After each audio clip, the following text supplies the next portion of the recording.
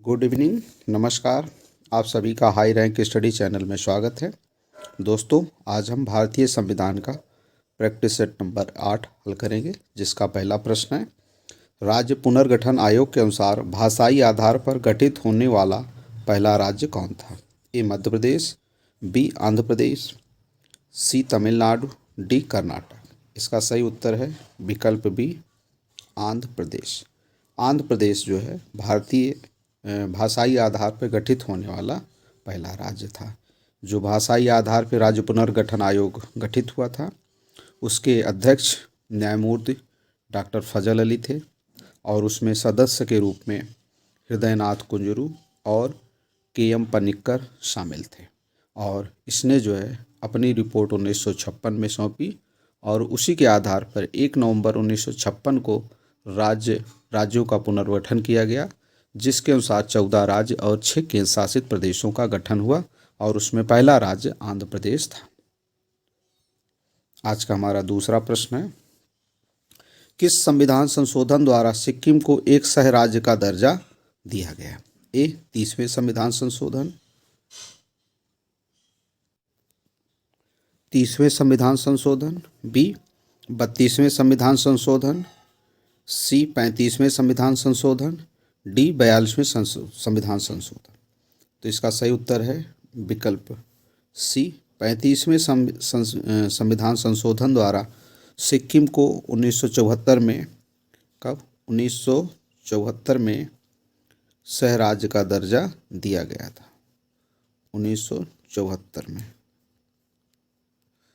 और किस संविधान संशोधन द्वारा? 35वें संविधान संशोधन। आज का हमारा तीसरा प्रश्न है, किस संविधान संशोधन द्वारा सिक्किम को पूर्ण राज्य का दर्जा दिया गया?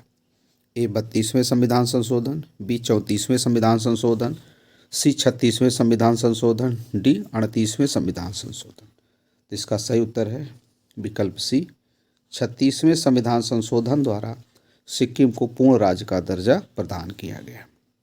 आज का हमारा चौथा प्रश्न है, सिक्किम को किस वर्ष पूर्ण राज्य का दर्जा दिया गया था? ए 1974, बी 1975, सी 1976, डी 1977। तो इसका सही उत्तर है विकल्प बी 1975 में सिक्किम को 36वें संविधान संशोधन द्वारा पूर्ण राज्य का दर्जा दिया गया था और 1974 में 35वें संविधान संशोधन द्वारा इसे सह राज्य का दर्जा दिया गया था।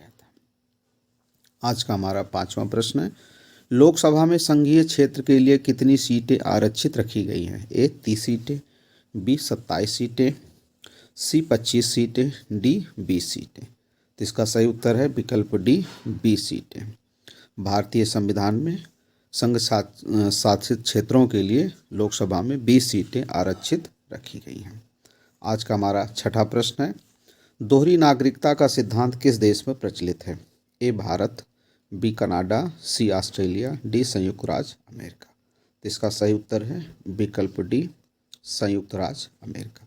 संयुक्त राज्य अमेरिका में केंद्र द्वारा भी और राज्य द्वारा दोनों द्वारा नागरिकता प्रदान की जाती है, तो वहाँ पे दोहरी नागरिकता का प्रावधान है। आज का हमारा सातवां प्रश्न है, भारतीय संविधान द्वारा किस प्रकार की नागरिकता का प्रावधान किया गया है? ए एकल नागरिकता, बी दोहरी नागरिकता, सी एकल तथा दोहरी दोनों, और डी उपर्युक्त में से कोई नहीं। तो इसका सही उत्तर है विकल्प ए एकल नागरिकता। भारत में एकल नागरिकता का प्रावधान किया गया है, मतलब यहाँ एक ही प्रकार की नागरिकता प्रदान की जाती है।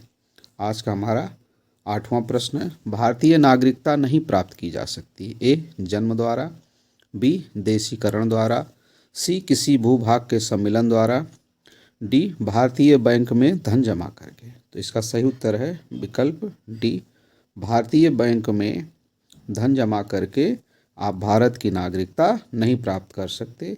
बाकी अन्य तीनों विधियों से जन्म द्वारा, देशीकरण द्वारा और किसी भूभाग के सम्मिलन द्वारा आप भारत की नागरिकता को प्राप्त कर सकते हैं। आज का हमारा नौवां प्रश्न है, भारतीय संविधान में एकल नागरिकता का प्रावधान किस देश से लिया गया है? ए ब्रिटेन से, बी अमेरिका से, सी कनाडा से, डी जर्मनी से। तो इसका सही उत्तर है विकल्प ए ब्रिटेन से। भारत में एकल नागरिकता का प्रावधान ब्रिटेन से लिया गया है। आज का हमारा 10वां प्रश्न है, किसी भारतीय व्यक्ति की भारतीय नागरिकता कब समाप्त हो सकती है? ए, स्वयं द्वारा त्यागने पर, बी, विदेश प्रवास पर, सी, वंचित किए जाने पर, डी, उपर्युक्त सभी। इसका जो सही उत्तर वो है विकल्प डी, उपर्युक्त सभी।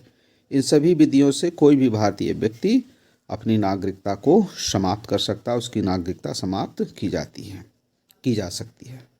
आज का हमारा 11वां प्रश्न है, भारत के संविधान में आर्थिक न्याय का उपबंध किसमें किया गया है?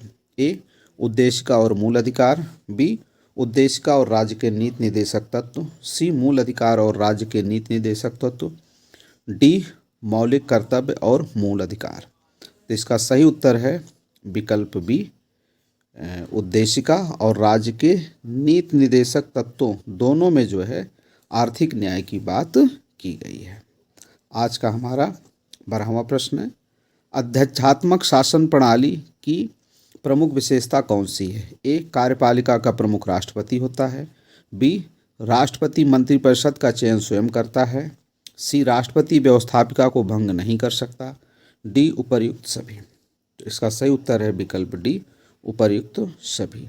अध्यक्षात्मक शासन प्रणाली जो अमेरिका में है, चीन में है, रसिया में है, फ्रांस में है, उसके ये प्रमुख बिंदु हैं कि कार्यपालिका का प्रमुख राष्ट्रपति होता है।